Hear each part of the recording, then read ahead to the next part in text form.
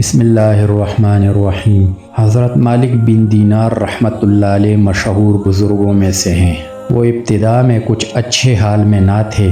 ایک شخص نے ان سے ان کی توبہ کا قصہ پوچھا کہ کیا بات پیش آئی جس پر آپ نے اپنی سابقہ زندگی سے توبہ کی۔ وہ کہنے لگے کہ میں ایک سپاہی تھا اور شراب کا بہت شوقین اور بہت عادی تھا۔ ہر وقت شراب میں منہمک رہتا تھا۔ میں نے ایک باندی خریدی جو بہت خوبصورت تھی اور مجھے اس سے بہت تعلق تھا۔ اس سے میری ایک لڑکی پیدا ہوئی۔ مجھے اس لڑکی سے بہت محبت تھی اور وہ لڑکی بھی مجھ سے بہت مانوس تھی، یہاں تک کہ وہ پاؤں چلنے لگی تو اس وقت مجھے اس سے اور بھی زیادہ محبت ہو گئی کہ ہر وقت وہ میرے پاس بیٹھی رہتی۔ لیکن اس کی یہ عادت تھی کہ جب میں شراب کا گلاس پینے کے لیے لیتا تو وہ میرے ہاتھ میں سے چھین کر میرے کپڑوں پر پھینک دیتی۔ محبت کی زیادتی کی وجہ سے اس کو ڈانٹنے کو دل نہ مانتا۔ جب وہ 2 برس کی ہو گئی تو اس کا انتقال ہو گیا۔ اس صدمے نے میرے دل میں زخم کر دیا۔ ایک دن 15 شعبان کی رات تھی۔ میں شراب میں مست تھا، عشاء کی نماز بھی نہ پڑھی، اسی حالت میں سو گیا۔ میں نے خواب میں دیکھا کہ میدان حشر قائم ہو گیا، یعنی قیامت قائم ہو گئی۔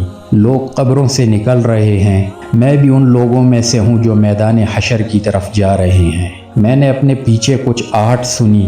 میں نے جو مڑ کر دیکھا تو ایک بہت بڑا کالے رنگ کا اژدہا میرے پیچھے دوڑا ہوا آ رہا ہے۔ اس کی خطرناک آنکھیں تھیں، منہ کھلا ہوا ہے اور بے تحاشا میری طرف کو دوڑا ہوا آ رہا ہے۔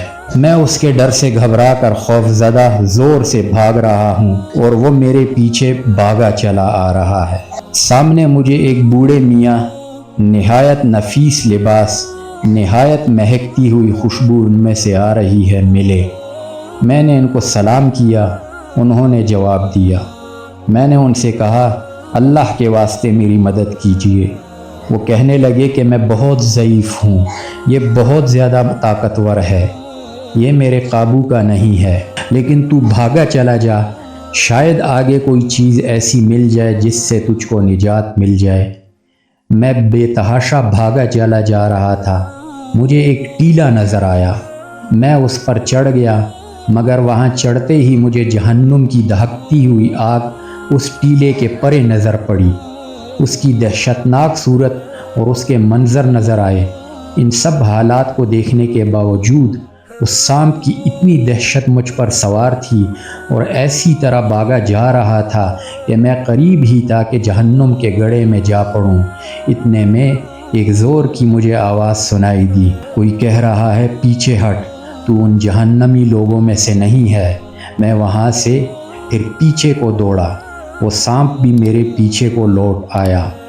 مجھے پھر وہ بڑے میاں نظر سفید لباس میں نظر آئے۔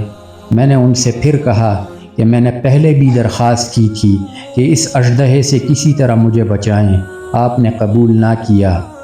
وہ بڑے میاں رونے لگے اور کہنے لگے، میں بہت ضعیف ہوں، یہ بہت قوی ہے، میں اس کا مقابلہ نہیں کر سکتا، البتہ سامنے یہ دوسری پہاڑی ہے، اس پر چڑھ جا، اس میں مسلمانوں کی کچھ امانتیں ہیں رکھی ہوئی ہیں، ممکن ہے تیری بھی کوئی ایسی چیز رکھی ہوئی ہو جس کی مدد سے اس اژدہے سے بچ سکے۔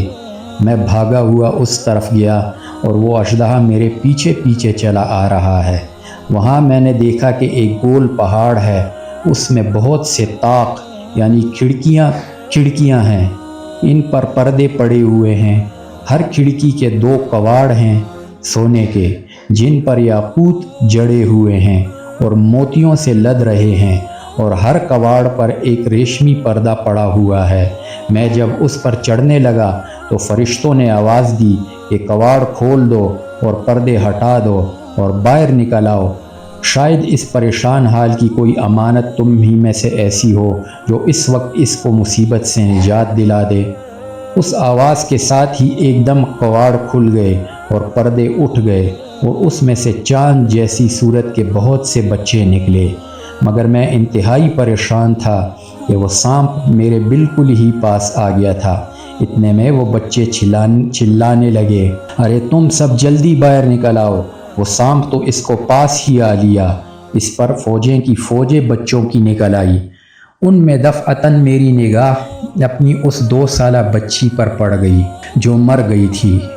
وہ مجھے دیکھتے ہی رونے لگی اور کہنے لگی، اللہ کی قسم یہ تو میرے ابا جان ہیں، اور یہ کہتے ہی تیر کی طرح کود کر ایک نور کے پلڑے پر چڑھ گئی اور اپنے ہاتھ کو میرے داہنے ہاتھ کی طرف بڑھایا۔ میں جلدی سے اس سے لپٹ گیا اور اس نے اپنے داہنے ہاتھ کو اس سانپ کی طرف بڑھایا۔